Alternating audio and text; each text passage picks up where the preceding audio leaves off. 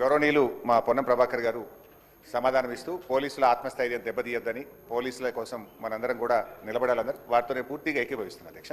ఎందుకంటే పోలీసులు రాత్రి పగళ్ళు మన కోసం వాళ్ళ జీవితాలను కూడా లెక్క చేయకుండా వారు ఈ సమాజం కోసం, ప్రజల భద్రత కోసం, ఈ రాష్ట్రం కోసం పనిచేసేటువంటి వ్యక్తులు. దాని విషయంలో మాకు ఎలాంటి భిన్నాభిప్రాయం లేదు. అందుకే ఆనాడు కేసీఆర్ గారి ప్రభుత్వం పోలీసులకు పెద్ద ఎత్తున 46,000 మంది రిక్రూట్మెంట్ చేసినాం. మేము కొత్త కమిషనరేట్లు పెట్టాం, ట్రాఫిక్ పోలీసులకు అలవెన్స్ తెచ్చాం, పోలీసుల సంక్షేమం కోసం ఆరోగ్య భద్రత లాంటి పథకం కూడా తెచ్చాం అధ్యక్ష. అయితే ఇలా గౌరవ ముఖ్యమంత్రి గారే హోంమంత్రిగా పనిచేస్తున్నారు కనుక సహజంగా వడ్డించేవాడు మనవాడైతే లడ్డు యాడున్న దొరుకుతుందని ఒక సామెత ఉన్నట్టు ముఖ్యమంత్రి గారే హోంమంత్రిగా ఉన్నప్పుడు పోలీసుల సంక్షేమం కోసం కూడా ఇంకా మెరుగ్గా గత ప్రభుత్వం కంటే బాగా మేలు జరుగుతుందని చెప్పి పోలీసులు ఆశిస్తుంటారు అధ్యక్ష. కానీ దురదృష్టం ఏంటంటే ఈ ప్రభుత్వం వచ్చిన తర్వాత 7 టీఏ బిల్లులు పోలీసులై పెండింగ్లో ఉన్నాయి, 3 సరెండర్ లీవ్లు పెండింగ్లో ఉన్నాయి, 5 డిఏలు పెండింగ్లో ఉన్నాయి. అదేవిధంగా అధ్యక్ష పోలీసులకు సంబంధించిన భద్రత పథకాన్ని ఆసుపత్రుల్లో పోతే 1 లక్ష రూపాయలకు మాత్రమే పరిమితం చేశారు. మా సిపిఐ శాసనసభ్యులు సాంబశివరావు గారు చెప్తున్నారు, మా కొత్తగూడెం జిల్లాలో 72 టీఏలు పెండింగ్లో ఉన్నాయంటున్నారు. కొన్ని జిల్లాల్లో టీఏలు ఇచ్చి కొన్ని జిల్లాల్లో ఇవ్వకపోవడం. నేను రాష్ట్రంలోని 1,30,000 మంది పోలీసుల పక్షాన మాట్లాడుతూ ఉన్నాను. ఆ పోలీసులు రాత్రింబవలు కష్టపడే వాళ్ళ టీఏలు, డిఏలు, సరెండర్ లీవులు మీరు దయచేసి ఆపకండి. మీరు గత సంవత్సరం కంటే పోలీస్ శాఖకు ఈ బడ్జెట్లో 400 కోట్ల రూపాయలు తగ్గించారు. ఇయర్ ఆన్ ఇయర్ పోలీస్ శాఖకు బడ్జెట్ పెరుగుతుందా తగ్గుతుందా? ఎందుకు తగ్గించారు? నేను అందువల్ల మొన్న కూడా ఇదే విషయాన్ని చెప్పాం. మంత్రి గారు ఏదన్నా అష్యూరెన్స్ ఇస్తారేమో, పోలీసులకు వెంటనే డబ్బులు రిలీజ్ చేస్తామని చెప్తారేమో ఈ మంత్ ఎండ్లో, అదర్వైజ్ 31 మార్చికి ల్యాప్స్ అయిపోతాయి. కానీ మంత్రి గారి నుంచి సరైన సమాధానం రాలేదు.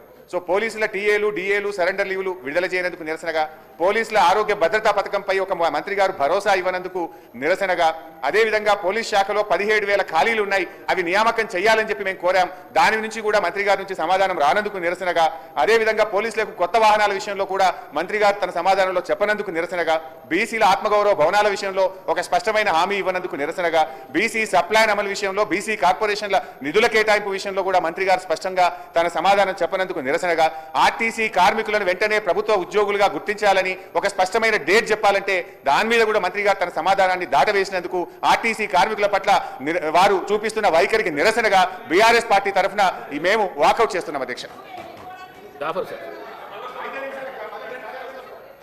ऑनरेबल स्पीकर सर, आपका बहुत बहुत शुक्रिया। जो परसों जो डिमांड्स हुए थे सर, उसके ऊपर ट्रांसपोर्ट और होम के डिमांड्स के ऊपर मंत्री जी ने पूरी डिटेल में बताया, मगर अनफॉर्चुनेटली सर हमारी पार्टी की तरफ से जो डिमांड्स उठाए गए थे सर, उसमें कोई चीज़ का क्लियरिफिकेशन नहीं दिया है। तो मैं आपके जरिए से मंत्री जी से ये कहना चाहता हूं कि हमने ट्रांसपोर्ट के ऊपर कहा था सर कि ओल्ड सिटी के अंदर मिनी बसेस डालना बहुत ज़रूरी है, मगर उसके ऊपर मंत्री जी कोई रिप्लाई नहीं दिए सर। मैं आपके जरिए से ये चाहता हूं कि मंत्री जी उसके ऊपर भी रोशनी डाले, और जो रूट सर, जो रूट्स ट्रांसपोर्ट बसेस के जो बंद हो गए सर, उस रूट्स को भी चालू करना जरूरी है सर। और उसके अलावा सर ट्रांसपोर्ट डिपार्टमेंट के अंदर मैं मंत्री जी से एक रिक्वेस्ट करना चाहता हूं, आज जो इश्यू चल रहा है सर, ये जितने भी सीएनजी के ऑटोस चल रहे हैं सर, वो लोग एक दिन 24 आवर्स लाइन में ठहरे, फिर भी उनको सीएनजी नहीं मिल रहा सर, वो लोग भूखे मर रहे हैं सर। तो मैं मंत्री जी से ये कहना चाहता हूं साहब कि अगर फर्ज करिए 1 साल के लिए आप रोड टैक्स को एग्जम्प कर देंगे सर, तो आरटीसी ये ऑटो वालों को बहुत बड़ा बेनिफिट होगा सर। और उसके अलावा होम के अंदर सर हमने डिमांड किया था सर कि ड्रग्स के ऊपर कंट्रोल करना, उसका कोई जवाब नहीं दिया सर। मर्डर शहर में ज्यादा हो रहे, उसको कैसे कंट्रोल करेंगे, उसका कोई जवाब नहीं दिया सर। मैं आपके जरिए से यही हुकूमत को कहना चाहता हूं, ताकि पब्लिक सुनना चाहती सर, ये एक आज कॉमन सब्जेक्ट बना हुआ है सर कि मर्डर्स का और ड्रग्स का सर, इसके ऊपर थोड़ा వారి ద్వారా ఆర్టీసీ తెలంగాణ ఉద్యమంలో ఆనాడు ఉన్నటువంటి మొత్తం బస్సులు బస్టాండ్లకే పరిమితం చేసి నై చలేగా బస్కపయ్యా నై చలేగా అని ఉద్యమంలో గల భాగస్వామ్యం కాకపోయి ఉంటే తెలంగాణ ఇంత ప్రభావితం అయ్యేది కాదు అనేటువంటి మాటను చెప్తూ వారి పట్ల పూర్తిగా ఒక ఉద్యమకారుడిగా 100% సానుభూతి ఉంది. దానిలో ఏం ఇష్యూ మీకు తెలియంది కాదు. 2 అంశాలు, ఒకటేమో ప్రభుత్వంలో విలీనము, ఆ విలీనం ప్రభుత్వంలో చర్చ ఉంది, దానికి ఒక కమిటీ వేయబడ్డది, దానికి సంబంధించిన రివ్యూ జరుగుతోంది. సరైన సమయంలో సరైన నిర్ణయం తీసుకుంటాం. గుర్తింపు సంఘాలకు సంబంధించి ఈ నిర్ణయం తీసుకొని ఆ నిర్ణయం తీసుకోవడం వీలు కాదు, అది కోర్టులో పెండింగ్ ఉన్న విషయం కూడా వారికి తెలుసు. కోర్టులో విలీనం అయితే గుర్తింపు సంఘాలు ఉండవు, ఓన్లీ వాటికి సంబంధించినటువంటి యూనియన్సే ఉంటాయి. కాబట్టి ఆ గుర్తింపు సంఘాలు ఉండాలా లేదనేటువంటి మాట కోర్టులో ఉంది.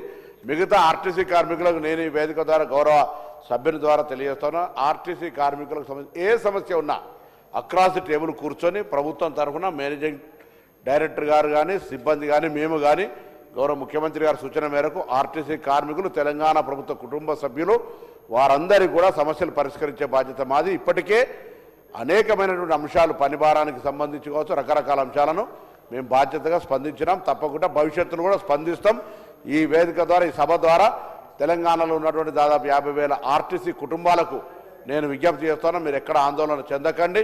ఈ ప్రభుత్వం మీ పట్ల 100% సానుకూలంగా ఉంది. పాత బకాయిలను పేమెంట్ చేసినాం, కొత్త ఉద్యోగాలను తీసుకుంటున్నాం, కొత్త బస్సులను ఆర్టీసీలు మూసేస్తాము, సమ్మె చేస్తే కూడా పట్టించుకోకుండా చచ్చిపోతే కూడా పట్టించుకోకుండా ఉన్నటువంటి విధానంగా మేము లేము. ఇవాళ మేము తప్పకుండా ఉన్నామనే మాట నేను మనవి చేస్తాను. అదేవిధంగా వారు ఇంకొక మాట కూడా చెప్పినారు, కూనంనేని సాంబశివరావు గారు, ఆర్టీసీ కార్మికులతో పాటుగా మీరు ఇంకొక అంశం ఏదో చెప్పినారు, పోలీసులకు సంబంధించిన ఇష్యూ లోపల కూడా మేము ట్రాఫిక్ పోలీసులకు కానీ స్పెషల్ ఇన్సెంటివ్ కానీ ఇతరత్ర అనేక అంశాలు ఇస్తా ఉన్నాం. తప్పకుండా వాళ్ళ పట్ల కూడా సంక్షేమం అనేటువంటిది అత్యంత ప్రాధాన్యత మా ప్రభుత్వానికి. కాబట్టి అది పోలీస్ కుటుంబాల ఇంకా ఇతరత్ర ఆర్టీసీ కుటుంబాల సింగరేణి ఎక్కడ కూడా నిర్లక్ష్యం చేయమనేటువంటి మాటలు నేను ఈ సందర్భంగా మనం చేస్తున్నాను. అధ్యక్ష, గౌరవ బీసీలకు సంబంధించిన రిజర్వేషన్ ఇష్యూలో తప్పకుండా దానికి సంబంధించి మరి మేము మరొకసారి కట్టుబాటు ఉన్నామనే మాట పనిచేస్తూ, గౌరవ నాగేందర్ గారు సభ్యులు మీరు అడిగిన మాట వాస్తవం. మున్నూరు కాపు కార్పొరేషన్కు మంచి జాగ ఇవ్వలేదని అంటే ఇంతకుముందే మాట్లాడిన గౌరవ మంత్రి గారు మంత్రిగా ఉండిరి, వారు నిధులు కేటాయించిన అసలు వారు ఆ కాల పరిమితులు ఎందుకు కట్టలేకపోయారు, కనీసం పనులు ప్రారంభించలేకపోయినారో జవాబు చెప్పలేదు. తప్పకుండా ఈ ప్రభుత్వం మీ ఆకాంక్షలకు అనుగుణంగా అన్ని ఆత్మగౌరవ భవనాల నిర్మాణానికి సంబంధించి ఆ స్థలాలను లేవల్ చేయడంతో పాటుగా అన్ని రకాల కార్యక్రమాలు చేస్తామనేటువంటి మాట కూడా నేను మనవి చేస్తాను. అదేవిధంగా మరి పెద్దలు గౌరవ ప్రతిపక్ష ముఖ్య నాయకులు ఒక ముఖ్యమైనటువంటి బలహీన వర్గాల అంశం గురించి నేను ముందే చెప్పిన, శంకర పరివారం ఉండాలని. వాళ్ళకి ఆ అంశం మీద ఆనాడు బీసీ బిల్ పాస్ పెట్టినప్పుడు గిట్టనే వాకౌట్ చేశారు. బీసీలకు కునన జరిగితే పార్టిసిపేట్ కాలేదు. బీసీలకు ఏం కావాలనో అడిగి సభలు అడిగి సాధించుకునే విధానం లేకుండా ఎంతసేపు వాకౌట్ చేయాలి, బీసీలకు సంబంధించినటువంటి ఆలోచనతోటి ముందుకు పోతా ఉన్నారు. ఇది పొరపాటు. బీసీలకు సంబంధించి ప్రభుత్వం చేయాలని ఆలోచన ఉంది. ఇంకా మీరేమైనా ఆకాంక్షిస్తే మీరు చేయలేని వాళ్ళకి అన్యాయం చేసినాయి ఇప్పుడు జరగాలని మీరు నిజంగా మీరు కోరుకుంటే మా దృష్టికి తెండి. కానీ బీసీల చర్చ జరిగినప్పుడు వాకౌట్ అనుకుంటా బీసీలను అవమానపరిచే విధానం వద్దు అనే మాట కూడా నేను వాళ్ళందరూ కూడా తెలియజేస్తాను. నేను ముందే కోరినాను, అందరం కలిసి ఈ ఎస్సీ ఎస్టీ బీసీ మైనారిటీ వర్గాలు పైకి రావాలంటే అందరం ఒక ఇంక్లూజివ్ ఆలోచనతోటి పాజిటివ్ ఆలోచనతోటి పోవాలి. నేను అందుకు సిద్ధంగా ఉన్నాం ఈ ప్రభుత్వ పక్షాన్ని చెప్పినప్పటికీ కూడా మరి ఆ అంశాల మీద వారు బైకాట్ ఏదో వాకౌట్ చేయడం మంచిది కాదు అనే మాట మనం చేస్తాను. దాంతోపాటుగా జాఫర్ హుస్సేన్ గారు అడిగినట్టుగా ఆటోలకు సంబంధించి कोई टैक्स नहीं है भाई साहब, टैक्स कोई माफ़ करने का ज़रूरत नहीं है, उनके लिए टैक्स नहीं है, फ्री ऑफ ऑटो चलता है. और वो एलपीजी गैस का तकलीफ है वो केंद्र सरकार का है. मैं भी हमारा मंत्रुలందరితో సివిల్ సప్లై మంత్రి ఇతరత్ర